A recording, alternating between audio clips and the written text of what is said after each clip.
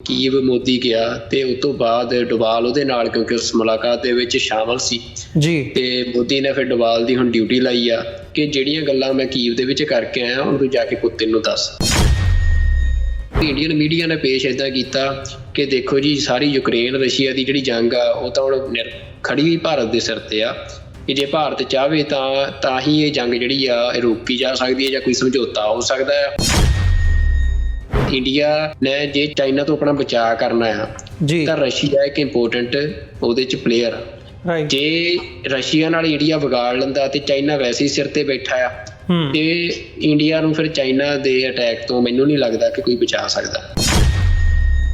ਹਮੇਸ਼ਾ ਚਾਈਨਾ ਦੇ ਨਾਲ ਜਿਹੜੇ ਇੰਡੀਆ ਦੇ ਮਸਲੇ ਆ ਜਾਂ ਤਾਂ ਉਹ ਇਸੇ ਤਰੀਕੇ ਨਾਲ ਸੌਟ ਆਊਟ ਹੋਣਗੇ ਕਿ ਇੰਡੀਆ ਆਪਣੀ ਸਾਰੀ ਟੈਰੀਟਰੀ ਜਿਹੜੀ ਆ ਉਹ ਸਰੈਂਡਰ ਕਰੇ ਧਰਮਸ਼ਾਲਾ ਤੱਕ ਚਾਈਨਾ ਨੂੰ ਜੋ ਕਲੇਮ ਕਰਦਾ ਆ, ਜਾਂ ਅਰੁਣਾਚਲ ਪ੍ਰਦੇਸ਼ ਸਾਰਾ ਸਰੈਂਡਰ ਕਰੇ, ਤਾਂ ਹੀ ਉਹ ਸੌਟ ਆਊਟ ਹੋ ਸਕਦਾ। ਤੇ ਬਾਕੀ ਦੇ ਉੱਤੇ ਠੀਕ ਆ, ਨਹੀਂ ਚਾਈਨਾ ਦਾ ਇੰਟਰਸਟ ਹਮੇਸ਼ਾ ਹੀ ਇੰਡੀਆ ਦੇ ਜਿਹੜੇ ਐਡਮਿਨਿਸਟਰਡ ਇਲਾਕੇ ਆ ਉਹਨਾਂ 'ਚ ਰਹਿਣਾ ਹੀ ਆ। ਤੇ ਇੰਡੀਆ ਇਹ ਖਿੱਤਾ ਜਿਹੜਾ ਆ ਬੜਾ ਵੋਲੇਟਾਈਲ ਆ ਹੁਣ, ਤੇ ਸਰਕਾਰਾਂ ਤੇ ਖਾਸ ਤੌਰ ਤੇ ਜਿਹੜੇ ਨਕਸ਼ੇ ਆ ਉਹ ਬੜੀ ਤੇਜ਼ੀ ਨਾਲ ਬਦਲਦੇ ਆ ਉਸ ਖਿੱਤੇ ਦੇ ਵਿੱਚ। ਤਾਂ ਸਿੱਖ ਆਪਣੇ ਆਪ ਨੂੰ ਉਹਨਾਂ ਨਕਸ਼ਿਆਂ ਦੇ ਵਿੱਚ ਆਪਣੀ ਥਾਂ ਲੈਣ ਲਈ ਆਪਣੇ ਆਪ ਨੂੰ ਤਿਆਰ ਕਰਨ ਤੇ ਆਪਣੀ ਅਪਰੋਚ ਜਿਹੜੀ ਆ ਉਹ ਕਲੀਅਰ ਰੱਖਣ।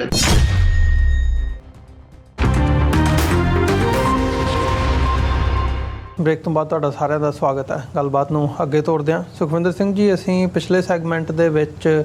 ਸੈਕਿੰਡ ਸੈਗਮੈਂਟ ਦੇ ਵਿੱਚ ਗੱਲ ਕੀਤੀ ਸੀਗੀ ਭਾਰਤ ਦੇ ਅੰਦਰੂਨੀ ਹਾਲਾਤਾਂ ਬਾਰੇ, ਜਾਂ ਥੋੜ੍ਹਾ ਜਿਹਾ ਜਿਹੜੀ ਉਸ ਖਿੱਤੇ ਦੀ ਬੰਗਲਾਦੇਸ਼ ਨੂੰ ਲੈ ਕੇ ਜੀਓ ਪੋਲੀਟਿਕਸ ਚੱਲ ਰਹੀ ਹੈ ਉਸ ਹਵਾਲੇ ਦੇ ਨਾਲ। ਹੁਣ ਅਸੀਂ ਦੇਖਦੇ ਹਾਂ ਮਤਲਬ ਜਿਹੜਾ ਇਹ ਗਰੁੱਪ ਜਿਹਦੀ ਮੀਟਿੰਗ ਅੱਜ ਅਹਿਮ ਖਬਰਾਂ ਦੇ ਵਿੱਚ ਖਬਰ ਲੱਗੀ ਹੈ ਕਿ ਸੇਂਟ ਪੀਟਰਸਬਰਗ ਰਸ਼ੀਆ ਦੇ ਵਿੱਚ ਜਿਹੜੇ ਬ੍ਰਿਕਸ ਦੇ ਮੈਂਬਰ ਹੈਗੇ ਆ ਉਹਨਾਂ ਦੇ NSAs ਦੀ ਮੀਟਿੰਗ ਹੋਈ ਹੈ। ਸੋ ਭਾਰਤ ਦੇ ਜਿਹੜੇ ਨੈਸ਼ਨਲ ਸਿਕਿਉਰਿਟੀ ਐਡਵਾਈਜ਼ਰ NSA ਹੈਗੇ ਆ ਅਜੀਤ ਡੋਵਲ, ਉਹ ਪਹੁੰਚੇ ਆ ਇਸ ਮੀਟਿੰਗ ਦੇ ਵਿੱਚ ਸ਼ਮੂਲੀਅਤ ਕਰਨ ਦੇ ਲਈ। ਤੇ ਉੱਥੇ ਸਾਈਡਲਾਈਨ ਦੇ ਉੱਤੇ ਉਹਨਾਂ ਦੀ ਜਿਹੜੀ ਮੀਟਿੰਗ ਹੈ ਉਹ ਰਸ਼ੀਆ ਦੇ ਪ੍ਰੈਜ਼ੀਡੈਂਟ ਵਲਾਦੀਮੀਰ ਪੁਤਿਨ ਦੇ ਨਾਲ ਹੋਈ ਹੈ ਤੇ ਜਿਹੜੇ ਚਾਈਨਾ ਦੇ ਫੋਰਨ ਮਿਨਿਸਟਰ ਹੈਗੇ ਆ ਵੈਂਗ ਯੀ, ਉਹਨਾਂ ਦੇ ਨਾਲ ਮੁਲਾਕਾਤ ਹੋਈ ਹੈ। ਸੋ ਉੱਥੇ ਉਹਨਾਂ ਨੇ ਦੋਵੇਂ ਇਸ਼ੂਜ਼, ਯੂਕਰੇਨ ਦੀ ਜੰਗ ਦਾ ਜੋ ਯੂਕਰੇਨ ਤੇ ਰਸ਼ੀਆ ਦਾ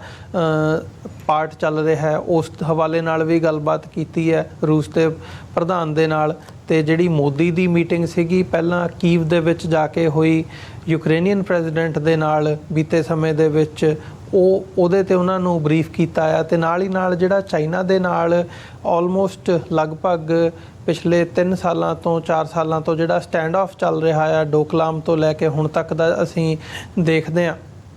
ਉਸ ਹਵਾਲੇ ਦੇ ਨਾਲ ਵੀ ਜਿਹੜੀ ਉਹਨਾਂ ਦੀ ਮੁਲਾਕਾਤ ਹੈ ਡੋਵਲ ਦੀ ਤੇ ਵੈਂਗ ਯੀ ਦੀ, ਉਹ ਇੰਪੋਰਟੈਂਟ ਹੈਗੀ ਹੈ। ਤੇ ਇਹਦੇ ਤੇ ਜਿਹੜੀਆਂ ਖਬਰਾਂ ਲੱਗੀਆਂ ਨੇ ਉਹ ਭਾਰਤ ਵੱਲੋਂ ਇੱਕ ਬਰੇਵ ਫੇਸ ਪੇਸ਼ ਕੀਤਾ ਜਾ ਰਿਹਾ ਹੈ ਕਿ ਅਸੀਂ ਮੀਡੀਏਸ਼ਨ ਦੇ ਲਈ ਵੀ ਤਿਆਰ ਹਾਂ, ਕਰਾਂਗੇ, ਅਸੀਂ ਇੱਕ ਫਰੈਂਡਲੀ ਦੋਵੇਂ ਪਾਸੇ ਰੋਲ ਪਲੇ ਕਰਨ ਦੀ ਕੋਸ਼ਿਸ਼ ਕਰ ਰਹੇ ਹਾਂ, ਯੂਕਰੇਨ ਵਾਲੇ ਪਾਸੇ ਵੀ ਤੇ ਰੂਸ ਵਾਲੇ ਪਾਸੇ ਵੀ। ਤੇ ਜੈ ਸ਼ੰਕਰ ਤੋਂ ਲੈ ਕੇ ਡੋਵਲ ਹੁਣ ਮਤਲਬ ਉਹ ਦੇ ਰਹੇ ਆ ਇਹਨਾਂ ਨੂੰ ਕੀ ਕਹਿੰਦੇ ਹੁੰਦੇ ਆ, ਆਪਣੇ ਚਾਈਨਾ ਨੂੰ ਇਹ ਮੈਸੇਜ ਦੇ ਰਹੇ ਆ ਕਿ ਜੀ ਜਿਹੜਾ LAC ਹੈ ਇਹਦੇ ਤੇ ਸਟੈਂਡ ਆਫ ਬਣਾ ਕੇ ਰੱਖਿਆ ਜਾਵੇ ਤੇ ਉਹਨਾਂ ਨੂੰ ਸੈਪਰੇਟ ਕੀਤਾ ਜਾਵੇ ਤਾਂ ਕਿ ਜਿਹੜਾ ਇਹ ਬਾਰਡਰ ਇਸ਼ੂ ਹੈ ਉਹ ਰਿਜ਼ੋਲਵ ਕੀਤਾ ਜਾ ਸਕੇ। ਪਰ ਜਦੋਂ ਅਸੀਂ ਥੋੜ੍ਹਾ ਜਿਹਾ ਬਿਟਵੀਨ ਦ ਲਾਈਨਸ ਦੇਖਦੇ ਹਾਂ ਤੇ ਇਉਂ ਲੱਗਦਾ ਵੀ ਇਹ ਇਸ ਵਕਤ ਭਾਰਤ ਫਸਿਆ ਹੋਇਆ ਨਜ਼ਰ ਆ ਰਿਹਾ ਹੈ, ਰੈਦਰ ਦੈਨ ਜਿਹੜਾ ਇੱਕ ਬਰੇਵ ਫੇਸ ਪੇਸ਼ ਕੀਤਾ ਜਾ ਰਿਹਾ ਹੈ ਮੀਡੀਆ ਦੇ ਰਾਹੀਂ ਦੁਨੀਆ ਦੇ ਸਾਹਮਣੇ। ਬਿਲਕੁਲ ਅਮਰਵੀਰ ਸਿੰਘ ਜੀ, ਦੇਖੋ ਜੋ ਸਾਨੂੰ ਲੱਗ ਰਿਹਾ ਉਹ ਇਹੀ ਆ, ਕਿਉਂਕਿ ਖਬਰ ਦੇ ਵਿੱਚ ਤਾਂ ਸਟੇਟਮੈਂਟਸ ਨੇ। ਜਿਹੜੀ ਸਟੇਟਮੈਂਟ ਆ ਡੋਵਾਲ ਦੀ, ਜਿਹੜੀ ਇਹ ਬ੍ਰਿਕਸ ਤੇ NSAs ਦੀ ਮੀਟਿੰਗ ਸੀ, ਇਸ ਮੀਟਿੰਗ ਦੇ ਵਿੱਚ ਡੋਵਾਲ ਨੇ ਮਤਲਬ ਕੱਲੇ ਮੁਲਾਕਾਤ ਕੀਤੀ ਆ ਚਾਈਨਾ ਦੇ ਜਿਹੜੇ ਉੱਥੇ ਲੀਡਰ ਸੀ ਉਹਨਾਂ ਦੇ ਨਾਲ ਤੇ ਰਸ਼ੀਆ ਦੇ ਲੀਡਰ ਦੇ ਨਾਲ ਵੀ। ਤੇ ਸਭ ਤੋਂ ਅਹਿਮ ਸੀ ਕਿ ਜਿਹੜਾ ਰਸ਼ੀਆ ਦੇ ਪ੍ਰਾਈਮ ਮਿਨਿਸਟਰ ਨੇ ਵਲਾਦੀਮੀਰ ਪੁਤਿਨ, ਉਹਨਾਂ ਦੇ ਨਾਲ ਜਿਹੜੀ ਮੁਲਾਕਾਤ ਆ ਉਹ ਹੋਈ ਆ, ਜਿਸ ਤੋਂ ਬਾਅਦ ਪੁਤਿਨ ਨੇ ਫਿਰ ਇਹ ਸੁਜੈਸਟ ਕੀਤਾ ਆ ਕਿ ਜਿਹੜੀ ਅਗਲੀ ਮੁਲਾਕਾਤ ਆ ਮੋਦੀ ਦੇ ਨਾਲ ਉਹ ਇੱਕ ਬਾਇਲੇਟਰਲ ਮੀਟਿੰਗ ਕਰਨੀ ਚਾਹੁੰਦੇ ਆ, ਕਿਉਂਕਿ ਬ੍ਰਿਕਸ ਦੇ ਜਿਹੜੇ ਲੀਡਰਸ ਨੇ, ਇਸ ਵਾਰ NSAs ਦੀ ਮੀਟਿੰਗ ਸੀ, ਅਗਲੀ ਜਿਹੜੇ ਬ੍ਰਿਕਸ ਮੁਲਕਾਂ ਦੇ ਮੇਨ ਲੀਡਰਸ ਨੇ ਜਿਵੇਂ ਮੋਦੀ ਜਾਣਗੇ ਜਾਂ ਪੁਤਿਨ, ਉਹਦੇ 'ਚ ਬਾਕੀ ਸਾਰੇ ਕੰਟਰੀਜ਼ ਦੇ ਵੀ ਤੇ ਉਹਦੇ 'ਚ ਮੋਦੀ ਦੇ ਨਾਲ ਇੱਕ ਕੱਲੇ ਵੀ ਮੁਲਾਕਾਤ ਉਹਨਾਂ ਨੇ ਕਰਨ ਦੀ ਪੇਸ਼ਕਸ਼ ਕੀਤੀ ਆ। ਤੇ ਜਿਹੜੀ ਇਹ ਸਾਰੀ ਰਿਪੋਰਟ ਆ, ਇਸ ਰਿਪੋਰਟ ਦੇ ਵਿੱਚ ਜਿਹੜੀ ਰਸ਼ੀਅਨ ਅਥਾਰਟੀਜ਼ ਨੇ ਜਿਹੜੀ ਟਰਾਂਸਕ੍ਰਿਪਟ ਇਸ ਮੁਲਾਕਾਤ ਦੀ ਸਾਂਝੀ ਕੀਤੀ ਹੈ ਆਪਣੀ ਵੈਬਸਾਈਟ ਤੇ ਜੀ, ਤੇ ਉਹਦੇ 'ਚ ਉਹਨਾਂ ਨੇ ਇਹ ਲਿਖਿਆ ਆ ਕਿ ਡੋਵਾਲ ਪੁਤਿਨ ਨੂੰ ਕਹਿੰਦਾ ਆ ਕਿ he wanted me ਕਿ Modi wanted me to come in person and tell you about the talks that took place in Kyiv. It was a closed format. Only the two leaders were present and I was with the Prime Minister. I witnessed this conversation. ਤਾਂ ਆਪਣੇ ਆਪ ਦੀ ਜਿਹੜੀ ਟਰਾਂਸਕ੍ਰਿਪਟ ਆ ਇਹ ਮਤਲਬ ਉਸੇ ਤਰ੍ਹਾਂ ਦਾ ਇੱਕ ਇਸ਼ਾਰਾ ਦੇ ਰਹੀ ਆ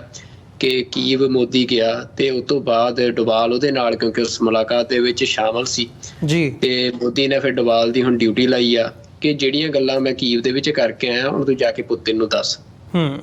ਕਿ ਮੈਂ ਉਹਦੇ ਨਾਲ ਜ਼ੈਲੈਂਸਕੀ ਨਾਲ ਕੀ ਕੀਤਾ, ਕੀ ਗੱਲ ਕੀਤੀ ਆ। ਤੇ ਉਹ ਮਤਲਬ ਹੁਣ ਪੇਸ਼ ਹੋਇਆ ਪੁਤਿਨ ਦੇ ਦਰਬਾਰ 'ਚ ਡੋਵਾਲ ਉਹਨੂੰ ਸਾਰੀ ਗੱਲਬਾਤ ਦੱਸਣ ਦੇ ਲਈ ਕਿ ਹਜੂਰ ਆਹ ਸਾਡੀ ਗੱਲਬਾਤ ਹੋਈ ਆ ਉੱਥੇ ਤੇ ਹੁਣ ਤੁਸੀਂ ਦੇਖ ਲਓ ਗਾਂ ਕੀ ਕਰਨਾ। ਪਰ ਇਹਨੂੰ ਸਾਰੇ ਨੂੰ ਇੰਡੀਅਨ ਮੀਡੀਆ ਨੇ ਪੇਸ਼ ਏਦਾਂ ਕੀਤਾ ਕਿ ਦੇਖੋ ਜੀ ਸਾਰੀ ਯੂਕਰੇਨ ਰਸ਼ੀਆ ਦੀ ਜਿਹੜੀ ਜੰਗ ਆ ਉਹ ਤਾਂ ਹੁਣ ਖੜੀ ਵੀ ਭਾਰਤ ਦੇ ਸਿਰ ਤੇ ਆ ਕਿ ਜੇ ਭਾਰਤ ਚਾਹਵੇ ਤਾਂ ਹੀ ਇਹ ਜੰਗ ਜਿਹੜੀ ਆ ਇਹ ਰੋਕੀ ਜਾ ਸਕਦੀ ਹੈ ਜਾਂ ਕੋਈ ਸਮਝੌਤਾ ਹੋ ਸਕਦਾ ਆ। ਤੇ ਮਤਲਬ ਭਾਰਤ ਜਿਹੜਾ ਆ ਵੀ ਉਹ ਇਹਨੂੰ ਪੀਸ ਦੇ ਵਾਸਤੇ ਉਹ ਦੋਨਾਂ ਦੇ ਵਿੱਚ ਗੱਲਬਾਤ ਕਰਾਉਣ ਦੀ ਕੋਸ਼ਿਸ਼ ਕਰ ਰਿਹਾ ਆ ਜਾਂ ਇਸ ਤਰ੍ਹਾਂ ਦੀ ਜਿਹੜੀ ਗੱਲ ਆ ਉਹ ਸਾਰੀ ਆ ਇੰਡੀਅਨ ਮੀਡੀਆ ਨੇ। ਪਰ ਅਸਲੀਅਤ ਇਹ ਆ ਕਿ ਰੂਸ ਜਾਂ ਤੇ ਜਿਹੜੀ ਇਹ ਸਾਰੀ ਜੰਗ ਆ ਉਹਦੇ 'ਚ ਭਾਰਤ ਦੀ ਕੋਈ ਹਿੱਸੇ ਨਹੀਂ ਆ। ਭਾਰਤ ਉਹਦੇ 'ਚ ਮਤਲਬ ਨਾ ਉਸ ਜੰਗ ਨੂੰ ਸ਼ੁਰੂ ਕਰਾਉਣ ਵਾਲਾ ਆ ਤੇ ਨਾ ਭਾਰਤ ਉਸ ਜੰਗ ਨੂੰ ਬੰਦ ਕਰਾ ਸਕਦਾ ਜੀ। ਤੇ ਭਾਰਤ ਇਹ ਜ਼ਰੂਰ ਆ ਕਿ ਜਿਹੜੇ ਭਾਰਤ ਨੇ ਫੈਸਲੇ ਕੀਤੇ ਆ ਸਾਰੀ ਜੰਗ ਦੇ ਦੌਰਾਨ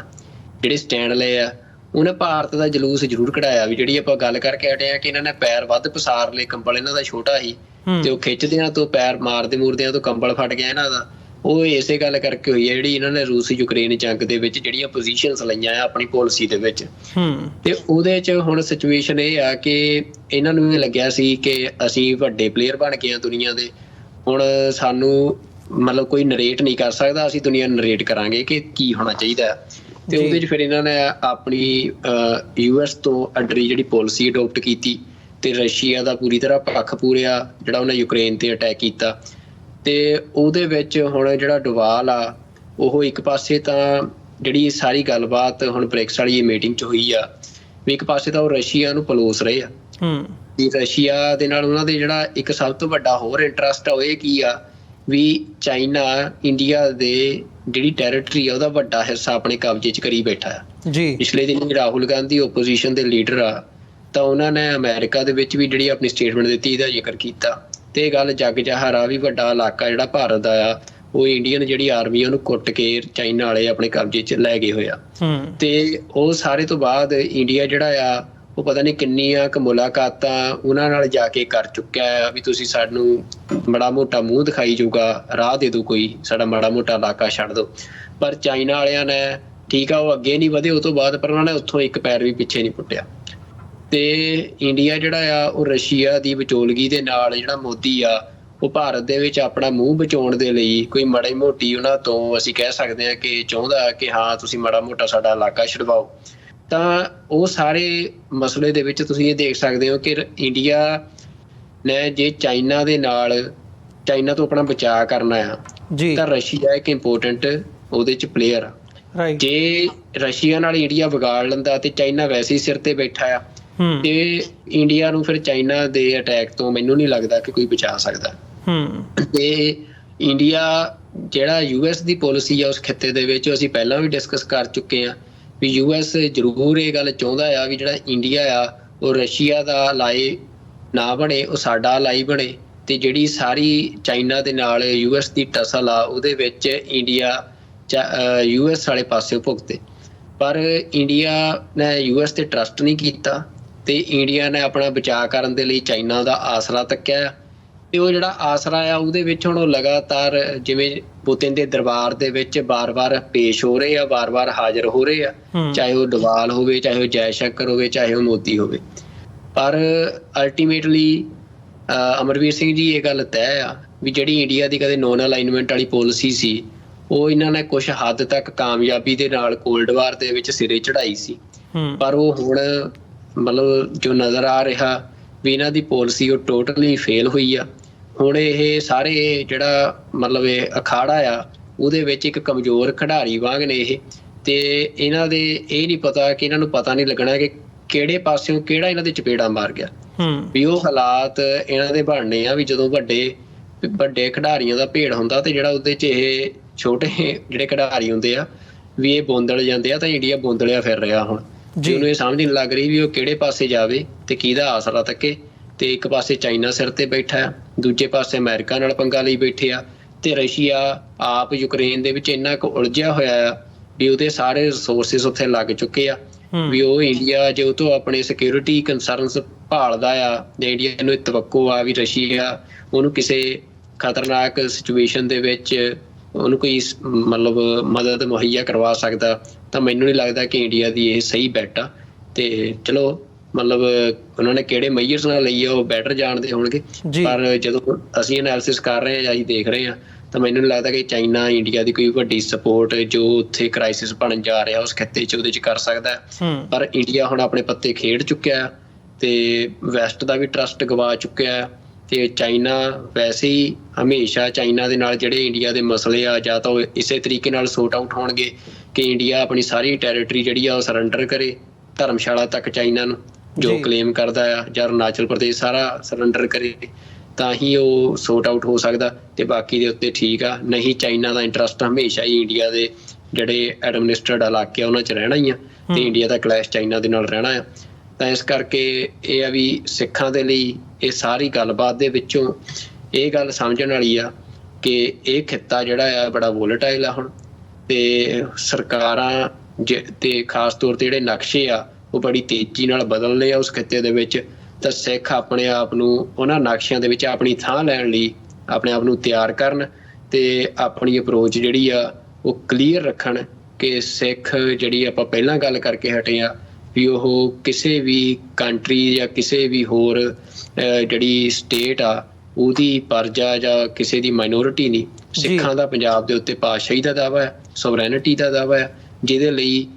ਲੱਖਾਂ ਸਿੱਖਾਂ ਨੇ ਆਪਣੇ ਘਰ ਬਰਬਾਦ ਕੀਤੇ ਆ, ਲੱਖਾਂ ਸਿੱਖ ਜਿਹੜੇ ਆ ਉਹਨਾਂ ਦਾ ਉਜਾੜਾ ਹੋਇਆ ਆ। ਤੇ ਜਦੋਂ ਹੁਣ ਕਦੇ ਵੀ ਸਮਾਂ ਬਣੇ ਇਤਿਹਾਸ ਆਪਣੇ ਆਪ ਨੂੰ ਦੁਹਰਾਵੇ ਤਾਂ ਸਿੱਖਾਂ ਨੂੰ ਇਹ ਕਲੈਰਿਟੀ ਹੋਣੀ ਚਾਹੀਦੀ ਆ ਕਿ ਉਹਨਾਂ ਦਾ ਪੋਲੀਟੀਕਲ ਗੋਲ ਉਹੀ ਆ ਜੋ ਅਕਾਲ ਤਖ਼ਤ ਸਾਹਿਬ ਤੇ ਸਰਬੱਤ ਖਾਲਸਾ ਨੇ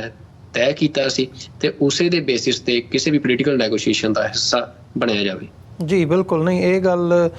ਸਾਡੇ ਲਈ ਸਮਝਣ ਗੋਚਰੀ ਹੈ, ਤੇ ਜਿਹੜੀਆਂ ਇਹ ਡਿਵੈਲਪਮੈਂਟਸ ਹੋ ਰਹੀਆਂ ਨੇ ਉਸ ਖਿੱਤੇ ਦੇ ਵਿੱਚ ਉਹਨਾਂ ਨੂੰ ਡੀਪਲੀ ਸਮਝਣਾ ਇਹਦੇ ਲਈ ਬਹੁਤ ਇੰਪੋਰਟੈਂਟ ਆ, ਤਾਂ ਕਿ ਅਸੀਂ ਜੇ ਆਉਣ ਵਾਲੇ ਸਮੇਂ ਦੇ ਵਿੱਚ ਜਦੋਂ ਕਿਤੇ ਜਾ ਕੇ ਉਸ ਸਿਚੁਏਸ਼ਨ ਦੇ ਵਿੱਚ ਹੋਈਏ ਤੇ ਸਾਡੇ ਕੋਲ ਉਹ ਦਿਮਾਗ ਹੋਣ ਜੋ ਉਸ ਮੌਕੇ ਦੇ ਉੱਤੇ ਉਸ ਸਿਚੁਏਸ਼ਨ ਦੇ ਵਿੱਚ ਇਹ ਸਾਰੇ ਪਾਰਟ ਨੂੰ ਸਮਝ ਸਕਦੇ ਹੋਣ। ਭਾਰਤ ਦੇ ਹਵਾਲੇ ਨਾਲ ਜਿਵੇਂ ਤੁਸੀਂ ਜ਼ਿਕਰ ਕੀਤਾ, ਮੈਂ ਥੋੜ੍ਹਾ ਜਿਹਾ ਇੱਕ ਹੋਰ ਨਜ਼ਰੀਏ ਤੋਂ ਵੀ ਇਹਨੂੰ ਦੇਖਣਾ ਚਾਹੂੰਗਾ ਸਾਡੇ ਦਰਸ਼ਕਾਂ ਦੇ ਲਈ। ਮਤਲਬ ਹੁਣ ਭਾਰਤ ਨੇ ਪਿਛਲੇ ਦਿਨਾਂ ਦੇ ਵਿੱਚ ਵੀ ਹਾਲਾਂਕਿ ਰੂਸ ਦੇ ਨਾਲ ਜਿਹੜੀ ਇਹਨਾਂ ਦੀ ਰਿਲੇਸ਼ਨਸ਼ਿਪ ਰਹੀ ਹੈ ਉਹ ਹਮੇਸ਼ਾ ਵੈਸਟ ਨੇ ਇਹਨਾਂ ਨੂੰ ਭੰਡਿਆ ਯੂਕਰੇਨ ਰਸ਼ੀਆ ਵਾਰ ਦੇ ਹਵਾਲੇ ਨਾਲ ਕਿ ਕਿਵੇਂ ਇਹਨਾਂ ਨੇ ਯੂਕਰੇਨ ਤੋਂ ਰਸ਼ੀਆ ਤੋਂ ਤੇਲ ਲੈ ਕੇ ਯੂਰਪ ਦੀਆਂ ਮੰਡੀਆਂ ਦੇ ਵਿੱਚ ਵੇਚਿਆ, ਉਹਦੇ 'ਚ ਮੋਟਾ ਜਿਹੜਾ ਮੁਨਾਫਾ ਹੈਗਾ ਉਹ ਕਮਾਇਆ। ਹਾਲਾਂਕਿ ਈਵਨ ਪਿਛਲੇ ਹਫ਼ਤੇ ਦੇ ਵਿੱਚ ਖਬਰਾਂ ਇਸ ਹਵਾਲੇ ਨਾਲ ਵੀ ਲੱਗੀਆਂ ਵੀ ਉਹਦੇ ਤੋਂ ਇਲਾਵਾ ਵੀ ਹੋਰ ਸੀਕ੍ਰੇਟਲੀ ਵੀ ਬਹੁਤ ਇਹਨਾਂ ਨੇ ਜਿਹੜੀਆਂ ਟ੍ਰੇਡ ਡੀਲਸ ਰਸ਼ੀਆ ਦੇ ਨਾਲ ਕੀਤੀਆਂ ਨੇ ਤੇ ਰਸ਼ੀਆ ਨੂੰ ਫਾਇਦਾ ਦਿੱਤਾ ਆ। ਸੋ ਉਹ ਵੀ ਇੱਕ ਪਾਰਟ ਹੈ ਜਿਹੜਾ ਇਹਦੇ ਵਿੱਚ ਦੇਖਣ ਵਾਲਾ ਆ। ਤੇ ਹੁਣ ਜਦੋਂ ਅਸੀਂ ਅਮਰੀਕਾ ਦੀ ਗੱਲ ਕਰਦੇ ਹਾਂ, ਅਮਰੀਕਾ ਨੇ ਜਿਵੇਂ ਬੰਗਲਾਦੇਸ਼ ਦੇ ਹਵਾਲੇ ਨਾਲ ਸਾਰੀ ਡਿਵੈਲਪਮੈਂਟ ਕੀਤੀ ਹੈ, ਕਿਵੇਂ ਬਾਂਹ ਮਰੋੜੀ ਹੈ, ਤੇ ਨਾਲ ਹੀ ਨਾਲ ਭਾਰਤ ਨੂੰ ਮੁੱਖ ਰੱਖਦਿਆਂ ਹੋਇਆਂ ਵੀ ਜਿਹੜੀ ਹੁਣ ਇਹ ਮੋਦੀ ਰਸ਼ੀਆ ਦੇ ਨਾਲ ਕਲੋਜ਼ ਹੋ ਕੇ ਜਾਂ ਯੂਕਰੇਨ ਦੇ ਨਾਲ ਉਹਨਾਂ ਨੇ ਮੀਟਿੰਗ ਕੀਤੀ ਹੈ ਜ਼ੈਲੈਂਸਕੀ ਦੇ ਨਾਲ। ਤੇ ਆਉਣ ਵਾਲੇ ਦਿਨਾਂ ਦੇ ਵਿੱਚ ਹੁਣ ਜਦੋਂ ਯੂਨਾਈਟਿਡ ਨੇਸ਼ਨ ਜਨਰਲ ਅਸੈਂਬਲੀ ਦਾ ਇਜਲਾਸ ਅਮਰੀਕਾ ਦੇ ਵਿੱਚ ਇੱਥੇ ਨਿਊਯਾਰਕ ਦੇ ਵਿੱਚ ਹੋਣਾ, ਉੱਥੇ ਵੀ ਮੋਦੀ ਤੇ ਜ਼ੈਲੈਂਸਕੀ ਦੀ ਮੀਟਿੰਗ ਦੀ ਜਿਹੜੀ ਉਹ ਹੈਗੀ ਹੈ ਉਹ ਦੇਖੀ ਜਾ ਰਹੀ ਹੈ ਇੱਕ ਪੋਸੀਬਿਲਿਟੀ। ਸੋ ਅਮਰੀਕਾ ਵੀ ਇਸ ਪਾਰਟ ਨੂੰ ਮਤਲਬ ਭਾਰਤ ਨੂੰ ਧੱਕ ਰਿਹਾ ਹੁਣ ਵੀ, ਠੀਕ ਹੈ ਜੇ ਤੁਹਾਨੂੰ ਲੱਗਦਾ ਕਿ ਤੁਹਾਡੀ ਰਸ਼ੀਆ ਦੇ ਨਾਲ ਨੇੜਤਾ ਹੈਗੀ ਹੈ ਤੇ ਕਰੋ, ਇਹਦੇ ਵਿੱਚ ਮੀਡੀਏਸ਼ਨ ਨੈਗੋਸ਼ੀਏਸ਼ਨ ਕਰੋ। ਸੋ ਇੱਕ ਕਾਈਂਡ ਆਫ ਜਿਹਨੂੰ ਕਹਿੰਦੇ ਆ ਵੀ ਭਰੋਸਾ ਭਾਵੇਂ ਨਹੀਂ ਕਰ ਰਹੇ 100%, ਪਰ ਫਿਰ ਵੀ ਇੱਕ ਫ੍ਰੀ ਹੈਂਡ ਜਿਹਾ ਭਾਰਤ ਨੂੰ ਦਿੱਤਾ ਹੋਇਆ ਆ ਕਿ ਠੀਕ ਹੈ ਤੁਸੀਂ ਕੱਢ ਕੇ ਦਿਖਾਓ ਇਹਦੇ ਵਿੱਚੋਂ ਕੀ ਕੱਢਦੇ ਹੋ। ਪਰ ਭਾਰਤ ਦੇ ਲਈ ਮਤਲਬ ਉਹ ਨਾ ਇੱਧਰਲੇ ਪਾਸੇ ਜ਼ਿਆਦਾ ਉਹ ਕਰ ਸਕਦੇ ਆ ਤੇ ਨਾ ਉੱਧਰਲੇ ਪਾਸੇ। ਸੋ ਤੁਹਾਨੂੰ ਕੀ ਲੱਗਦਾ ਵੀ ਇਹ ਜ਼ੈਲੈਂਸਕੀ ਨਾਲ ਮੀਟਿੰਗ ਦੇ ਵਿੱਚੋਂ ਜਾਂ ਆਉਣ ਵਾਲੇ ਸਮੇਂ ਦੇ ਵਿੱਚ ਜ਼ੈਲੈਂਸਕੀ ਨਾਲ ਮੀਟਿੰਗ ਤੇ ਪੁਤਿਨ ਵੀ ਇਸ ਵਕਤ ਆਸ ਰੱਖ ਰਹੇ ਆ ਤੇ ਉਹਨਾਂ ਨੇ ਆਲਰੇਡੀ ਮੋਦੀ ਦੇ ਨਾਲ ਬ੍ਰਿਕਸ ਦੇ ਮੌਕੇ ਮੀਟਿੰਗ ਥਰੋ ਕਰਨ ਦੀ ਗੱਲ ਕੀਤੀ ਹੈ ਵੀ ਬਾਇਲੇਟਰਲ ਮੀਟਿੰਗ ਹੋਵੇ, ਵੀ ਇਹ ਦੋਵੇਂ ਪਾਸੇ ਬੈਲੈਂਸ ਭਾਰਤ ਕਿਸ ਹਿਸਾਬ ਨਾਲ ਰੱਖ ਸਕੂਗਾ ਤਾਂ ਕਿ ਉਹ ਅੱਗੇ ਵੱਧ ਸਕੇ? ਦੇਖੋ ਇਹ ਗੱਲ ਅਮਰੀਕਾ ਨੂੰ ਵੀ ਪਤਾ ਆ ਵੀ ਇਹਨਾਂ ਦੇ ਤਿਲਾਂ 'ਚ ਕਿੰਨਾ ਕੁ ਤੇਲ ਆ ਤੇ ਵੀ ਇਹ ਕਿੰਨੀ ਕੁ ਪੀਸ ਕਰਵਾ ਸਕਦੇ ਆ, ਕਿਉਂਕਿ ਪੀਸ ਅਮਰੀਕਾ ਇੰਨਾ ਕੁਛ ਜੰਗ 'ਚ ਇਨਵੋਲਡ ਆ ਵੀ ਉਹਨੇ ਆਪਣੀ ਮਰਜ਼ੀ ਨਾਲ ਕਰਨੀ ਆ ਵੀ ਉਹ ਕਦੋਂ ਹੋਵੇ ਤੇ ਕਦੋਂ ਨਾ ਹੋਵੇ। ਤੇ ਜਿਹੜੀ ਮੋਦੀ ਦੀ ਗੱਲ ਆ, ਦੇਖੋ ਉਹ ਤੋਂ ਪਹਿਲਾਂ ਇਹ ਪੁਤਿਨ ਨੂੰ ਮਿਲਿਆ ਤੇ ਜ਼ੈਲੈਂਸਕੀ ਨੇ ਉਹਦੇ ਤੇ ਬੜਾ ਸਟਰੋਂਗ ਰਿਐਕਸ਼ਨ ਦਿੱਤਾ ਸੀ ਜੀ। ਤੇ ਉਹ ਤੋਂ ਬਾਅਦ ਫਿਰ ਨਾ ਮੂੰਹ ਰੱਖਣ ਲਈ ਆਪਣਾ ਜ਼ੈਲੈਂਸਕੀ ਨਾਲ ਮੁਲਾਕਾਤ ਕੀਤੀ ਤੇ ਫਿਰ ਹੁਣ ਇਹ ਪੁਤਿਨ ਦੇ ਨਾਲ ਮੁਲਾਕਾਤ ਮਤਲਬ ਜਿਹਨਾਂ ਇਹਨੂੰ ਆਫਰ ਕੀਤਾ ਹੈ ਵੀ ਆ ਹਨਾ, ਮਤਲਬ ਆਫਰ ਕੀ ਕੀਤਾ ਹੈ ਵੀ ਹਾਂ ਹੁਣ ਮੈਂ ਮਤਲਬ ਤੈਨੂੰ ਇਕੱਲੇ ਨੂੰ ਮਿਲਣਾ ਆ ਮੋਦੀ ਨੂੰ। ਤੇ ਕਿਉਂਕਿ ਜਿਹੜਾ ਪੁਤਿਨ ਆ ਉਹ ਬੜੇ ਲੰਮੇ ਸਮੇਂ ਤੋਂ ਜਿਹੜਾ ਉਹਨੇ ਯੂਕਰੇਨ ਤੇ ਅਟੈਕ ਕੀਤਾ ਆ ਉਹਦੇ ਲਈ ਤਿਆਰੀ ਕਰ ਰਿਹਾ ਸੀ ਜੀ। ਪੁਤਿਨ ਦੀ ਪੋਲੀਟੀਕਲ ਜਿਹੜੀ ਹੋਂਦ ਆ, ਐਗਜ਼ਿਸਟੈਂਸ ਆ, ਉਹ ਮਤਲਬ ਐਂਟੀ ਅਮਰੀਕਾ ਜਿਹੜਾ ਉਹਦਾ ਸਟਾਂਸ ਆ ਉਹ ਜਿੰਨਾ ਵੱਧ ਸਟਰੋਂਗ ਹੋਊਗਾ, ਜਿੰਨਾ ਵੱਧ ਇਹਨਾਂ ਦੇ ਖਿਲਾਫ ਲੜੂਗਾ ਜੀ, ਉਸੇ ਤੇ ਉਹ ਪੋਲੀਟੀਕਲ ਐਗਜ਼ਿਸਟੈਂਸ ਡਿਪੈਂਡ ਕਰਦੀ ਆ, ਖੜੀ ਆ। ਹਾਂ, ਤੇ ਉਹਦੇ ਵਿੱਚ ਉਹਨੇ ਕਦੇ ਵੀ ਉਹਦੇ ਲਈ ਜਿਹੜੀ ਜੰਗ ਆ ਇਹ ਵੀ ਉਹ ਇਹਨੂੰ ਜੰਗ ਨੂੰ ਉਹਨੇ ਲੰਮੀ ਖਿੱਚਣਾ ਹੈ। ਤੇ ਉਹਨਾਂ ਦੀ ਇੱਕ ਐਸਪੀਰੇਸ਼ਨ ਆ ਜਿਹੜਾ ਸਾਰਾ ਪੁਤਿਨ ਵਾਲਾ ਗਰੁੱਪ ਆ ਔਰ ਰਸ਼ੀਅਨ ਗਰੁੱਪ ਆ ਵੀ ਜਿਹੜੀ ਕੋਲਡ ਵਾਰ ਦੀ ਹਾਰ ਆ ਵੀ ਉਹਨੂੰ ਉਹ ਕਿਵੇਂ ਉਹਦਾ ਬਦਲਾ ਲੈਣ ਤੇ ਕਿਵੇਂ ਉਹ ਜਿਹੜਾ ਮੁੜ ਕੇ ਆਪਣਾ ਸਟਰੋਂਗ ਹੋਲਡ ਆ ਖਾਸ ਤੌਰ ਤੇ ਈਸਟਰਨ ਯੂਰਪ ਦੇ ਵਿੱਚ ਉਹਨੂੰ ਐਸਟੈਬਲਿਸ਼ ਕਰਨਾ। ਤੇ ਉਹ ਐਸਟੈਬਲਿਸ਼ ਕਰਨ ਦਾ ਉਹਨਾਂ ਦਾ ਸਿੱਧਾ ਤਰੀਕਾ ਉਹ ਦੇਖੋ, ਚਾਈਨਾ ਨੇ ਦੁਨੀਆ ਦੇ ਵਿੱਚ ਆਪਣਾ ਪ੍ਰਭਾਵ ਸਥਾਪਿਤ ਕਰਨ ਦੇ ਲਈ ਲਗਭਗ ਸੇਮ ਅਮਰੀਕਨ ਤਰੀਕਾ ਯੂਜ਼ ਕੀਤਾ ਬਾਈ ਟ੍ਰੇਡ, ਪਰ ਰਸ਼ੀਆ ਜਿਹੜਾ ਆ ਉਹਦੀ ਅਪਰੋਚ ਟ੍ਰੇਡ ਵਾਲੀ ਘੱਟ ਆ। ਉਹਦੀ ਅਪਰੋਚ ਉਹ ਜ਼ਿਆਦਾਤਰ ਟ੍ਰੇਡ 'ਚ ਘੱਟ ਇਨਵੋਲਡ ਆ। ਦੁਨੀਆ ਦੇ ਵਿੱਚ ਜਿੱਥੇ ਜਿੱਥੇ ਚਾਹੇ ਉਹ ਮਿਡਲ ਈਸਟ 'ਚ ਹੋਵੇ ਜਾਂ ਕਿਤੇ ਜਿੱਥੇ ਜੰਗਾਂ ਦੀ ਗੱਲ ਆ ਉਹਦੇ 'ਚੋਂ ਜ਼ਿਆਦਾ ਇਨਵੋਲਡ ਆ, ਕਿਉਂਕਿ ਰਸ਼ੀਆ ਦੇ ਕੋਲ ਦੁਨੀਆ ਨੂੰ ਵੇਚਣ ਲਈ ਵੀ ਜੇ ਕੁਛ ਸਭ ਤੋਂ ਵੱਧ ਹੈਗਾ ਤਾਂ ਉਹ ਹਥਿਆਰ ਨੇ ਜੀ। ਤੇ ਉਹ ਦੁਨੀਆ ਦੇ ਵਿੱਚ ਹਥਿਆਰ ਹੀ ਆਪਣੇ ਜਿਹੜੇ ਆ ਉਹ ਸੈਲ ਆਊਟ ਕਰਦਾ ਆ। ਤੇ ਉਹ ਮਤਲਬ ਉਹਦੀ ਹੁਣ ਕਿੰਨੀ ਕੁ ਸਹੀ ਆ ਗਲਤ ਅਪਰੋਚ ਉਹ ਅਲੱਗ ਡਿਸਕਸ ਹੋ ਸਕਦੀ ਆ, ਪਰ ਇਹ ਕਲੀਅਰ ਆ ਵੀ ਉਹ ਡਾਇਰੈਕਟਲੀ ਇਨਵੋਲਡ ਹੁੰਦਾ ਆ ਜਿੱਥੇ ਜਿੱਥੇ ਵੀ ਜੰਗਾਂ ਚੱਲ ਰਹੀਆਂ ਨੇ। ਤੇ ਉਹਦੀ ਇਨਵੋਲਵਮੈਂਟ ਹਮੇਸ਼ਾ ਐਂਟੀ ਅਮਰੀਕਨ ਖੇਮੇ ਦੇ ਵਿੱਚ ਹੁੰਦੀ ਆ। ਤੇ ਇਹਦੇ ਵਿੱਚ ਮਤਲਬ ਉਹਨਾਂ ਦੀ ਜਿਹੜੀ ਪੋਲੀਟੀਕਲ ਐਗਜ਼ਿਸਟੈਂਸ ਆ ਪੁਤਿਨ ਤੇ ਉਹਦੇ ਸਾਰੇ ਸਹਿਯੋਗੀਆਂ ਦੀ ਉਹ ਇਸੇ ਗੱਲ ਤੇ ਖੜੀ ਆ। ਤੇ ਉਹਨੂੰ ਮੋਦੀ ਜਿਹੜਾ ਆ ਉਹਦੇ ਬਾਰੇ ਡਿਸਾਈਡ ਕਰੇ ਤਾਂ ਇਹ ਆਪਣੇ ਆਪ ਦੇ ਵਿੱਚ ਨਾ ਸਮਝੀ ਵਾਲੀ ਗੱਲ ਆ। ਜੇ ਕੋਈ ਬੰਦਾ ਇਸ ਗੱਲ ਨੂੰ ਸੋਚੇ ਵੀ ਤਾਂ ਅਲਟੀਮੇਟਲੀ ਇਹੀ ਆ ਵੀ ਇੰਡੀਆ ਦਾ ਜਿਹੜਾ ਇੰਟਰਸਟ ਰਸ਼ੀਆ ਦੇ ਨਾਲ ਆ ਉਹ ਸਿਰਫ ਇਸ ਗੱਲ ਕਰਕੇ ਆ ਵੀ ਰਸ਼ੀਆ ਤੇ ਚਾਈਨਾ ਬੜੇ ਕਲੋਜ਼ ਨੇ ਫੋਰ ਦਾ ਟਾਈਮ ਬੀਂਗ, ਤੇ ਚਾਈਨਾ ਦੇ ਨਾਲ ਜਿਹੜਾ ਇੰਡੀਆ ਦਾ ਚਾਈਨਾ ਤੋਂ ਬਚਾਅ ਆ ਤਾਂ ਇੰਡੀਆ ਨੇ ਪਾਲਿਸੀ ਅਡੋਪਟ ਕੀਤੀ ਆ ਵੀ ਉਹ ਰਸ਼ੀਆ ਦੀ ਵਿਚੋਲਗੀ ਦੇ ਨਾਲ ਹੀ ਹੋ ਸਕਦਾ ਜੀ। ਤੇ ਜਿਹੜਾ US ਵਾਲੇ ਪਾਸੇ ਜੇ ਇੰਡੀਆ ਜਾਂਦਾ ਤਾਂ ਉਹਨੂੰ ਇਹ ਸੀ ਵੀ ਚਾਈਨਾ ਨੇ, ਕਿਉਂਕਿ ਚਾਈਨਾ ਨੂੰ ਆਪਣੇ ਹੱਥ ਦਿਖਾ ਵੀ ਚੁੱਕਿਆ ਇੰਡੀਆ ਨੂੰ, ਤੇ ਇੰਡੀਆ ਨੂੰ ਚਾਈਨਾ ਦੀ ਜਿਹੜੀ ਮਿਲਟਰੀ ਪਾਵਰ ਆ ਉਹਦੀ ਚੰਗੀ ਤਰ੍ਹਾਂ ਸਮਝ ਵੀ ਆ। ਤੇ ਮਤਲਬ ਇੰਡੀਆ ਦਾ ਜਿਹੜਾ ਬ੍ਰਾਹਮਣ ਦਿਮਾਗ ਆ ਉਹ ਕਦੇ ਵੀ ਇਸ ਤਰੀਕੇ ਦੀ ਵੱਡੀ ਸਿੱਧੀ ਜੰਗ ਦੇ ਵਿੱਚ ਸ਼ਾਮਲ ਨਹੀਂ ਹੋਣਾ ਚਾਹੁੰਦਾ। ਉਹ ਸਿੱਖਾਂ ਨੂੰ ਕੁੱਟਣਾ ਹੋਵੇ, ਮਨੀਪੁਰ ਵਾਲਿਆਂ ਨੂੰ ਕੁੱਟਣਾ ਹੋਵੇ, ਜਾਂ ਪਾਕਿਸਤਾਨ ਦੇ ਖਿਲਾਫ ਕੋਈ ਗਿੱਦੜ ਬੜਕਾ ਮਾਰਨੀਆਂ ਹੋਣ, ਕਿਉਂਕਿ ਇਹਨਾਂ ਨੂੰ ਪਤਾ ਵੀ ਪਾਕਿਸਤਾਨ ਸਭ ਤੋਂ ਛੋਟਾ ਮੁਲਕ ਆ ਜੀ। ਤੇ ਇਹਨਾਂ ਨੂੰ ਪਰ ਚਾਈਨਾ ਦਾ ਪਤਾ ਵੀ ਚਾਈਨਾ ਸਾਡੇ ਨਾਲੋਂ ਕਈ ਗੁਣਾ ਵੱਡਾ ਮੁਲਕ ਆ, ਰਿਸੋਰਸਿਸ ਦੇ ਪੱਖ ਤੋਂ ਵੀ ਤੇ ਮਿਲਟਰੀ ਇਨਫਰਾਸਟਰਕਚਰ ਦੇ ਪੱਖ ਤੋਂ ਵੀ। ਤਾਂ ਇਸ ਕਰਕੇ ਇਹਨਾਂ ਨੇ ਪਾਲਿਸੀ ਅਡੋਪਟ ਕੀਤੀ ਆ ਵੀ ਅਮਰੀਕਾ ਸਾਡੇ ਨਾਲ ਨਾ ਖੁਸ਼ ਹੁੰਦਾ ਹੋ ਜੇ ਪਰ ਅਸੀਂ ਚਾਈਨਾ ਦੇ ਨਾਲ ਜੰਗ ਨਹੀਂ ਲੜਨੀ ਆ।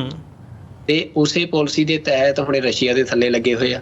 ਕਿਉਂਕਿ ਜੇ ਇਹਨਾਂ ਨੂੰ ਲੱਗਦਾ ਵੀ ਸਾਨੂੰ ਕੋਈ ਚਾਈਨਾ ਤੋਂ ਬਚਾ ਸਕਦਾ ਤਾਂ ਉਹ ਰਸ਼ੀਆ ਬਚਾ ਸਕਦਾ, ਸਾਨੂੰ ਅਮਰੀਕਾ ਨਹੀਂ ਬਚਾ ਸਕਦਾ। ਤੇ ਉਹਦੇ ਕਰਕੇ ਹੁਣ ਇਹ ਸਾਰੇ ਇਸ ਜਾਲ 'ਚ ਫਸ ਗਏ ਆ ਜਿਹਦੇ 'ਚ ਇਹਨਾਂ ਲਈ ਨਿਕਲਣਾ ਇਹ ਮਤਲਬ ਜਿਵੇਂ ਹੁੰਦਾ ਵੀ ਜਾਲ 'ਚ ਫਸਿਆ ਕੋਈ ਪਰਿੰਦਾ ਹੁੰਦਾ, ਉਹ ਪਰਪੁਰਤਾ ਮਾਰਦਾ ਤੇ ਫਿਰ ਪਰ ਉਹਦੇ ਝੜ ਜਾਂਦੇ ਆ, ਉਹ ਕੋਸ਼ਿਸ਼ ਕਰਦੇ ਤੇ ਉਦੋਂ ਨਿਕਲਿਆ ਨਹੀਂ ਜਾਂਦਾ। ਉਹੀ ਹਾਲ ਇਹਨਾਂ ਦਾ, ਇਸੇ ਕਰਕੇ ਭੱਜੇ ਫਿਰ ਰਹੇ ਆ, ਪਰਪੁਰ ਮਾਰ ਰਹੇ ਆ, ਪਰ ਉਹ ਇਹਨਾਂ ਦੇ ਝੜ ਜਾਣੇ ਆ, ਝੜ ਚੱਲੇ ਆ, ਇਹਨਾਂ ਤੋਂ ਇਸ 'ਚੋਂ ਨਿਕਲਿਆ ਨਹੀਂ ਜਾਣਾ, ਜੇ 'ਚ ਫਸ ਗਏ ਆ ਇਹ ਸਾਰੀ ਜੀਓਪੋਲੀਟੀਕਲ ਸਿਚੁਏਸ਼ਨ 'ਚ। ਪਰ ਬਸ ਹੁਣ ਕੰਸਰਨ ਇਹ ਆ ਵੀ ਜਿਹੜੇ ਇਸ ਖਿੱਤੇ ਦੇ ਵਿੱਚ, ਇਸ ਖਿੱਤੇ ਨੂੰ ਤੁਸੀਂ ਐਜ਼ ਆ ਇੰਡੀਆ ਨਾ ਦੇਖੋ, ਇਸ ਖਿੱਤੇ ਨੂੰ ਤੁਸੀਂ ਇਹ ਦੇਖੋ ਵੀ ਇੱਥੇ ਰੂਲ ਕੌਣ ਕਰ ਰਿਹਾ। ਇੱਥੇ ਬ੍ਰਾਹਮਣਵਾਦੀ ਵਿਪਰਵਾਦੀ ਜਿਹੜੀ ਮਾਨਸਿਕਤਾ ਆ, ਜਿਹਨੇ ਇੱਕ ਇੰਡੀਆ ਦੇ ਸਟਰਕਚਰ ਦੇ ਥੱਲੇ ਆਪਣੀ ਡੋਮੀਨੈਂਸ ਨੂੰ ਐਸਟੈਬਲਿਸ਼ ਕੀਤਾ, ਤਾਂ ਇਹ ਸਮਾਂ ਆ ਵੀ ਹੁਣ ਜਦੋਂ ਇੱਥੋਂ ਦੀਆਂ ਉਹ ਕੌਮਾਂ ਜਿਹੜੀਆਂ ਆਪਣੀ ਐਗਜ਼ਿਸਟੈਂਸ ਵਾਸਤੇ ਇਹਨਾਂ ਦੇ ਖਿਲਾਫ ਲੜੀਆਂ ਆ, ਜਿਨ੍ਹਾਂ ਨੂੰ ਇਹਨਾਂ ਨੇ ਦੱਬਿਆ ਆ, ਤੇ ਇੱਥੋਂ ਦਾ ਉਹ ਵਰਗ ਜਿਹਨੂੰ ਇਹਨੇ ਜਾਤ ਪਾਤ ਦੇ ਨਾਂ ਦੇ ਉੱਤੇ ਹਮੇਸ਼ਾ ਲਤਾੜ ਕੇ ਰੱਖਿਆ, ਜਿਹਨੂੰ ਇਹਨੇ ਸੋ ਕਾਲਡ ਲੋਅਰ ਕਾਸਟ ਬਣਾ ਕੇ ਤੇ ਜਿਹਦੇ ਤੇ ਮਤਲਬ ਆਪਣੀ ਡੋਮੀਨੈਂਸ ਨੂੰ ਐਸਟੈਬਲਿਸ਼ ਕੀਤਾ, ਇਹ ਹੁਣ ਉਹਨਾਂ ਸਾਰੇ ਵਰਗਾਂ ਲਈ ਇੱਕ ਸਮਾਂ ਆ ਕਿ ਉਹ ਰੀਵਿਜ਼ਿਟ ਕਰਨ ਆਪਣੀ ਹਿਸਟਰੀ ਨੂੰ, ਉਹ ਸੋਚਣ ਕਿ ਕਿਵੇਂ ਇਹਨਾਂ ਨੇ ਉਹਨਾਂ ਨੂੰ ਆਪਣੇ ਜਾਲ 'ਚ, ਖਾਸ ਤੌਰ ਤੇ ਉਹ ਸਮਾਂ ਜਦੋਂ ਬ੍ਰਿਟਿਸ਼ ਕੋਲੋਨਾਈਜੇਸ਼ਨ ਤੋਂ ਇੰਡੀਆ ਦੀ ਐਸਟੈਬਲਿਸ਼ਮੈਂਟ ਵੱਲ ਨੂੰ ਮੂਵ ਹੋਈ ਹਿਸਟਰੀ, ਵੀ ਉਸ ਸਮੇਂ ਦੇ ਵਿੱਚ ਇਹਨਾਂ ਨੇ ਉਹਨਾਂ ਲੋਕਾਂ ਨੂੰ ਅਸੀਂ ਕਹਿ ਸਕਦੇ ਕਿ ਮੂਰਖ ਬਣਾਇਆ, ਤੇ ਉਹ ਹੁਣ ਦੁਬਾਰਾ ਉਹੋ ਜਿਹਾ ਕੋਈ ਵੀ ਕੰਮ ਨਾ ਕਰਨ ਜਿਹਦੇ ਨਾਲ ਮਤਲਬ ਜਿਹੜੀ ਇਹ ਪੋਲੀਟੀਕਲ ਇਨਸਟੇਬਿਲਿਟੀ ਆ, ਇਹ ਤੋਂ ਬਾਅਦ ਜਿਹੜਾ ਨਵਾਂ ਕੋਈ ਵੀ ਸਿਸਟਮ ਐਸਟੈਬਲਿਸ਼ ਹੋਣਾ, ਉਹ ਭਾਵੇਂ ਕਿਸੇ ਨਵੇਂ ਰੂਪ 'ਚ ਹੋਵੇ, ਪਰ ਇਹ ਨਾ ਹੋਵੇ ਕਿ ਦੁਬਾਰਾ ਉਸ ਨਵੇਂ ਰੂਪ ਦੀ ਫਿਰ ਜਿਹੜੀ ਚੌਧਰ ਆ ਜਾਂ ਲੀਡਰਸ਼ਿਪ ਆ ਉਹ ਇਸੇ ਕਲਾਸ ਕੋਲ ਆ ਜੇ, ਜਿਹੜੀ ਸੋ ਕਾਲਡ ਪੇਪਰਵਾਦੀ ਕਲਾਸ ਆ। ਜੇ ਇਹਨਾਂ ਦੇ ਕੋਲ ਕਿਸੇ ਨਵੇਂ ਰੂਪ 'ਚ ਵੀ ਆ ਗਈ ਤਾਂ ਵੀ ਇਹ ਜਿਹੜੀਆਂ ਧਿਰਾਂ ਲਤਾੜੀਆਂ ਗਈਆਂ ਨੇ, ਉਹਨਾਂ ਦੀ ਕੋਈ ਉਹਨਾਂ ਨੂੰ ਆਜ਼ਾਦੀ ਨਹੀਂ ਮਿਲਣੀ। ਮਸਲਾ ਇਹ ਆ ਵੀ ਆਪਾਂ ਹਮੇਸ਼ਾ ਸੁਣਦੇ ਰਹੇ ਹਾਂ ਅਮਰਵੀਰ ਸਿੰਘ ਜੀ, ਆਪਾਂ ਹੁਣ ਪ੍ਰੋਗਰਾਮ ਸਮਾਪਤੀ ਵੱਲ ਵੱਧ ਰਿਹਾ ਵੀ ਅੰਗਰੇਜ਼ ਗੋਰੇ ਚਲੇ ਗਏ ਤੇ ਕਾਲੇ ਆ ਗਏ। ਹੁਣ ਇਹ ਨਾ ਹੋਵੇ ਵੀ ਇਹ ਜਿਹੜੇ ਕਾਲਿਆਂ ਨੂੰ ਬਦਲ ਕੇ ਵੀ ਰਹਿਣ ਉਹ ਅੰਗਰੇਜ਼, ਭਾਵ ਅੰਗਰੇਜ਼ਾਂ ਤੋਂ ਇਹ ਆ ਵੀ ਉਹੀ ਅੰਗਰੇਜ਼ਾਂ ਦੇ ਭਾਵੇਂ ਮੁਗਲਾਂ ਦਾ ਸਮਾਂ ਸੀ ਤਾਂ ਵੀ ਜਿਹੜੀ ਐਡਮਿਨਿਸਟ੍ਰੇਟਿਵ ਪਾਵਰ ਸੀ ਉਹ ਵੱਡੇ ਪੱਧਰ ਤੇ ਜਿਹੜਾ so called higher class, higher caste ਜਿਹੜਾ ਬ੍ਰਾਹਮਣ ਸੀ ਉਹਦੇ ਕੋਲ ਸੀ। ਅੰਗਰੇਜ਼ਾਂ ਦੇ ਸਮੇਂ ਵੀ ਵੱਡੇ ਪੱਧਰ ਤੇ ਇਹੀ ਐਡਮਿਨਿਸਟ੍ਰੇਸ਼ਨ ਨੂੰ ਚਲਾ ਰਹੇ ਸੀ, ਤੇ ਫਿਰ ਇਹਨਾਂ ਨੇ ਜਦੋਂ ਅੰਗਰੇਜ਼ ਗਏ ਤਾਂ ਸਾਰੀ ਪਾਵਰ ਆਪਣੇ ਕੰਟਰੋਲ 'ਚ ਰੱਖੀ। ਤੇ ਹੁਣ ਵੀ ਜੇ ਆਫਟਰ ਕੋਈ ਵਾਰ ਜਾਂ ਆਫਟਰ ਮਤਲਬ ਕੋਈ ਵੀ ਇਨਸਟੇਬਿਲਿਟੀ, ਕੋਈ ਸਟੇਬਲ ਸਟਰਕਚਰ ਹੁੰਦਾ, ਜੇ ਉਹਦੀ ਡੋਮੀਨੈਂਸ ਇਹ ਆਪਣੇ ਕੋਲ ਲੈ ਜਾਂਦੇ ਆ ਤਾਂ ਸਾਰਾ ਕੁਛ ਕੀਤਾ ਕਰਾਇਆ ਉਹ ਖੇਜ ਪੈਣਾ ਹੈ। ਤਾਂ ਇਸ ਕਰਕੇ ਜ਼ਰੂਰੀ ਆ ਵੀ ਇਕੱਲੇ ਸਿੱਖ ਨਹੀਂ, ਸਿੱਖ ਵੀ ਚਤੰਨ ਹੋਣ, ਜਿਹੜੇ ਹੋਰ ਵੀ ਵਰਗ ਇੱਥੇ ਆਪਣੀ ਇਹਨਾਂ ਤੋਂ ਆਜ਼ਾਦੀ ਲਈ ਲੜ ਰਹੇ ਆ ਉਹ ਚਤੰਨ ਹੋਣ, ਤੇ ਉਹ ਸਾਰੀਆਂ ਤਾਕਤਾਂ ਇਸ ਖਿੱਤੇ ਦੇ ਵਿੱਚ ਦੇਖੋ। ਇਸ ਖਿੱਤੇ ਦੇ ਵਿੱਚ ਤੁਸੀਂ ਗਵਾਂਢੀ ਹੋ ਤੇ ਤੁਸੀਂ ਰਹਿਣਾ ਤਾਂ ਗਵਾਂਢੀ ਆ,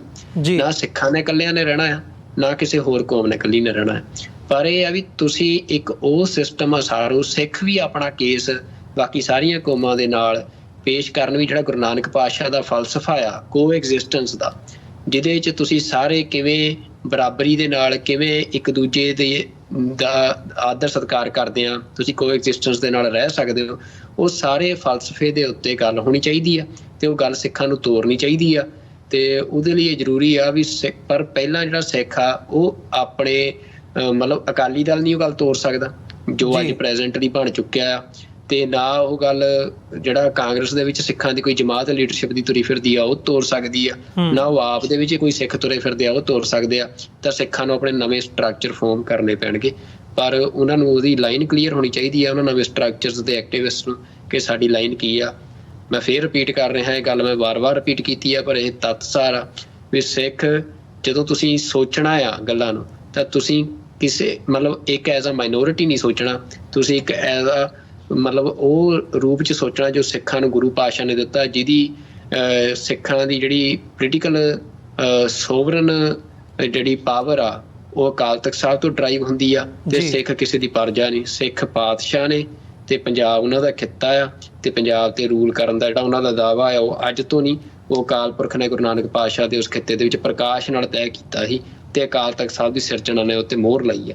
ਤੇ ਇਸ ਗੱਲ ਇਸ ਅਪਰੋਚ ਤੇ ਰਹਿ ਕੇ ਸਿੱਖਾਂ ਨੂੰ ਆਪਣੀ ਨਵੀਂ ਪੋਲੀਟੀਕਲ ਆਰਗੇਨਾਈਜੇਸ਼ਨਲ ਉਸਾਰੀ ਜਿਹੜੀ ਆ ਉਹ ਕਰਨੀ ਚਾਹੀਦੀ ਆ, ਤੇ ਆਪਣੇ ਫਲਸਫੇ ਦੇ ਉੱਤੇ ਬਾਕੀ ਕੌਮਾਂ ਦੇ ਨਾਲ ਜਿਹੜਾ ਡਾਇਲੋਗ ਆ, ਸੰਵਾਦ ਆ ਉਹ ਰਚਾਉਣਾ ਚਾਹੀਦਾ ਹੈ। ਬਿਲਕੁਲ ਇਸੇ ਦੇ ਉੱਤੇ ਸਾਨੂੰ ਪਹਿਰਾ ਦੇਣਾ ਬਣਦਾ ਆ ਤੇ ਨਾਲ ਹੀ ਨਾਲ ਆਪਣੀ ਜਿਹੜੀ ਤਿਆਰੀ ਹੈ ਉਹ ਇਸ ਨਜ਼ਰੀਏ ਤੋਂ ਕਰਨੀ ਬਣਦੀ ਹੈ। ਸੋ ਇਹਨਾਂ ਹੀ ਸ਼ਬਦਾਂ ਦੇ ਨਾਲ ਜਿਹੜਾ ਅੱਜ ਦਾ ਸਾਡਾ ਸ਼ੋਅ ਹੈ ਉਹ ਸਮਾਪਤੀ ਦੇ ਵੱਲ ਨੂੰ ਹੈ ਤੇ ਮੈਂ ਜਿਹੜੇ ਸਾਡੇ ਨਾਲ ਇਸ ਵਕਤ ਦਰਸ਼ਕ ਜੁੜੇ ਹੋਏ ਆ ਨਾਰਥ ਅਮਰੀਕਾ ਦੇ ਵਿੱਚੋਂ ਖਾਸ ਤੌਰ ਦੇ ਉੱਤੇ ਤੁਹਾਡੇ ਲਈ ਅਸੀਂ ਇਸ ਪਲੇਟਫਾਰਮ ਤੋਂ ਬੇਨਤੀ ਵੀ ਕਰਦੇ ਹਾਂ ਕਿ ਜਿੱਥੇ ਤੁਸੀਂ ਸਾਨੂੰ ਆਪਣੇ ਸੁਝਾਅ ਤੇ ਸਵਾਲ ਭੇਜਦੇ ਹੋ ਈਮੇਲ ਰਾਹੀਂ sos@tv84.tv ਦੇ ਉੱਤੇ ਜਾਂ ਸਾਨੂੰ ਸੋਸ਼ਲ ਮੀਡੀਆ ਤੱਕ ਸਾਡੇ ਤੱਕ ਪਹੁੰਚ ਕਰਦੇ ਹੋ, ਤੁਸੀਂ ਸਾਨੂੰ ਜਿਹੜੀ ਵਿੱਤੀ ਸਹਾਇਤਾ ਹੈਗੀ ਹੈ ਡੋਨੇਸ਼ਨਸ ਵੀ ਸਾਡੇ ਤੱਕ ਪੁੱਜਦੀਆਂ ਕਰੋ। ਤੁਹਾਡੀ ਸਹਾਇਤਾ ਦੇ ਨਾਲ ਹੀ ਅਸੀਂ ਇਸ ਪਲੇਟਫਾਰਮ ਨੂੰ ਚੱਲਦਾ ਰੱਖ ਪਾ ਰਹੇ ਹਾਂ। ਸੋ ਸਾਨੂੰ ਡੋਨੇਸ਼ਨਸ ਤੁਸੀਂ ਸਾਡੀ ਵੈਬਸਾਈਟ 'ਤੇ ਜਾ ਕੇ ਭੇਜ ਸਕਦੇ ਹੋ www.tv84.tv ਦੇ ਉੱਤੇ, ਜਾਂ ਚੈੱਕ ਰਾਹੀਂ ਡੋਨੇਸ਼ਨਸ ਭੇਜ ਸਕਦੇ ਹੋ। TV84 ਦੇ ਨਾਂ ਦਾ ਚੈੱਕ ਬਣਾ ਕੇ ਤੁਸੀਂ ਸਾਨੂੰ ਮੇਲ ਕਰ ਸਕਦੇ ਹੋ ਸਾਡੇ ਐਡਰੈਸ ਦੇ ਉੱਤੇ 3601 37th ਐਵਨਿਊ ਲੌਂਗ ਆਈਲੈਂਡ ਸਿਟੀ ਨਿਊਯਾਰਕ 11101, ਜਾਂ ਫਿਰ ਜਿਹੜਾ ਸਕਰੀਨ ਦੇ ਉੱਤੇ ਫ਼ੋਨ ਨੰਬਰ ਦਿੱਤਾ ਆ ਰਿਹਾ ਹੈ ਤੁਸੀਂ ਇਸ ਨੰਬਰ ਰਾਹੀਂ ਸਾਡੇ ਤੱਕ ਡਾਇਰੈਕਟ ਕਾਲ ਰਾਹੀਂ ਜਾਂ WhatsApp ਰਾਹੀਂ ਪਹੁੰਚ ਕਰ ਸਕਦੇ ਹੋ 5166191984। ਇਹਨਾਂ ਹੀ ਸ਼ਬਦਾਂ ਦੇ ਨਾਲ ਵਿਊਅਰਸ ਅੱਜ ਦੇ ਸ਼ੋਅ ਦੇ ਵਿੱਚ ਇੱਥੇ ਹੀ ਇਜਾਜ਼ਤ ਚਾਹਾਂਗੇ। ਦੁਬਾਰਾ ਫਿਰ ਕੱਲ੍ਹ ਨੂੰ ਤੁਹਾਡੇ ਨਾਲ ਮੁਲਾਕਾਤ ਹੋਵੇਗੀ। ਸੁਖਵਿੰਦਰ ਸਿੰਘ ਜੀ, ਫਤਿਹ ਦੀ ਸਾਂਝ ਪਾਈਏ ਅੰਤ ਦੇ ਵਿੱਚ। ਵਾਹਿਗੁਰੂ ਜੀ ਕਾ ਖਾਲਸਾ, ਵਾਹਿਗੁਰੂ ਜੀ ਕੀ ਫਤਿਹ ਜੀ।